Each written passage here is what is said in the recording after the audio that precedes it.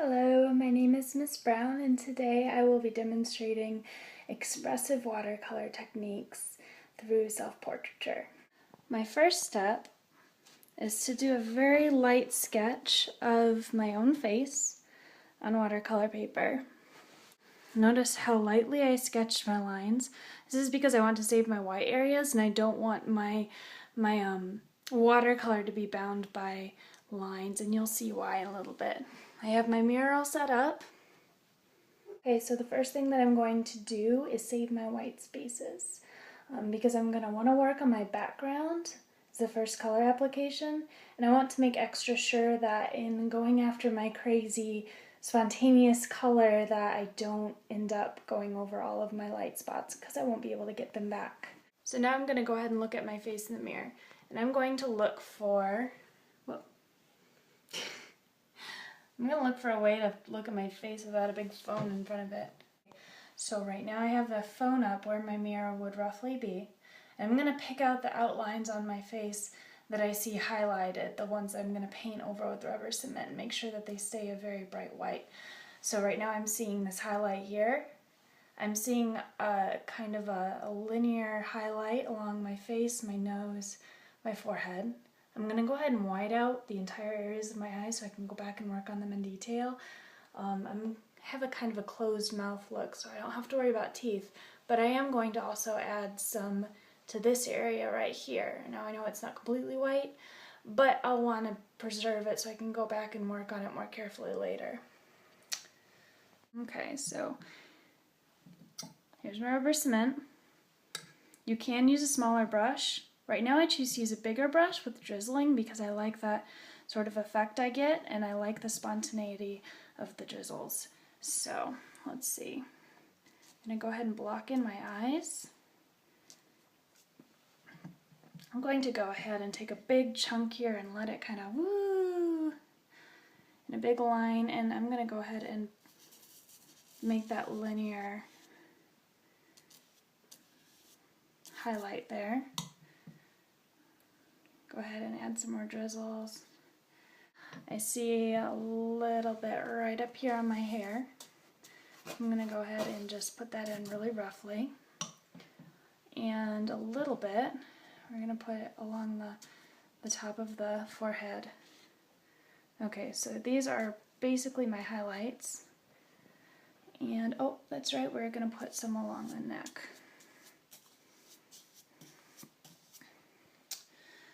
And a little bit here. There we go. Okay, so now my masking is dry, and that's what you can call the rubber cement. Professionally, if you want to get a better supply for this, you can use something called liquid frisket, which is basically a better way of masking areas out that you don't. You can use a paintbrush on it. It won't gum up your stuff as much as this rubber cement would. And you can get a lot finer detail and a lot better effects with it. Sometimes it goes by the name Misket, which is kind of a brand that they sell at Dick Blick or at any other art supply store. Okay, that's better. So the first thing that I'm going to do is I'm going to get my paper completely drenched with water. This is so that the watercolor is able to flow and do its crazy unique thing without any interference from myself or from dry paper. So normally I would use a big fluffy brush, but since I have given myself the design challenge of being restricted to my little praying set, I am just going to take this cup of water and pour it on my paper and use my hand to kind of smush it around. So for this step, usually the bigger and fluffier the brush, the better. I'm going to demonstrate a couple of things. First of all, there are a couple different ways you can work with watercolor, and it completely depends on how you allow your water to interact with the paper.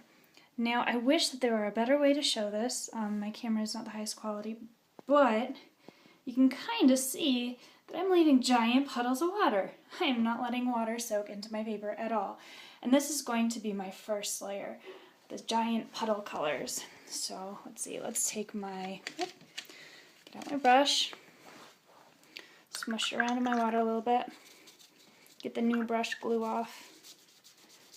All right. Now there's something that skin has called an undertone. Mine is blue. You can kind of figure out what the undertone of your skin is by thinking about the kinds of colors that you wear often. Are they icy colors?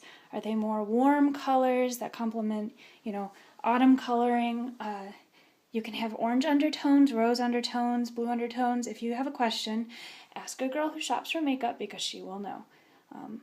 All right, so now I'm going to start putting large amounts of watercolor on my brush. Just get it on in there. And I'm going to start just dropping it onto my puddle of water and watching it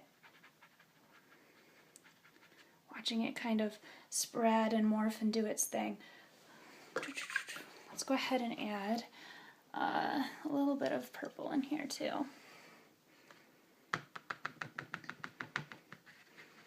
Alright, now see how the water is pushing the color around, and the idea of this kind of expressive watercolor is to let the water do the painting for you. Okay, I like that. So I'm going to go ahead and add a little bit more. I'm going to keep going around the outside edges, keeping in mind where I want my lighter areas to be. Because again, with watercolor, you really have to remember that, oh, see our masking layer is already pushing the watercolor away and preserving the white areas.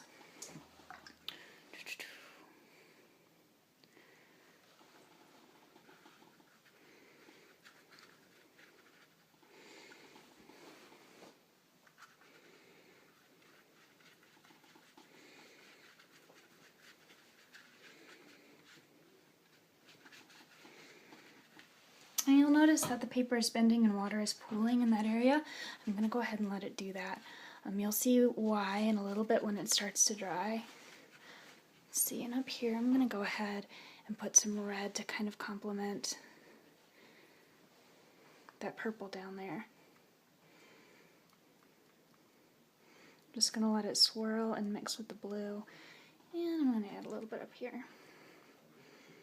See what happens.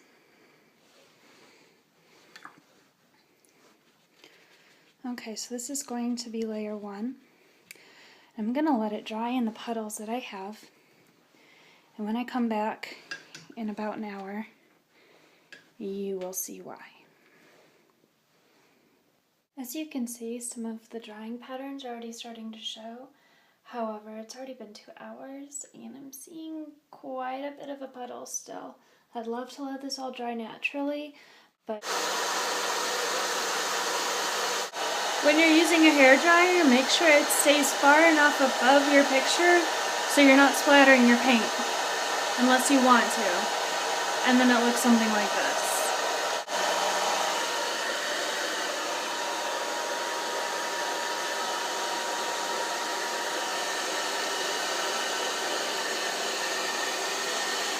Alright, I'm pausing in the hair drying process now because something kind of happened that I kind of think is going to be a happy accident.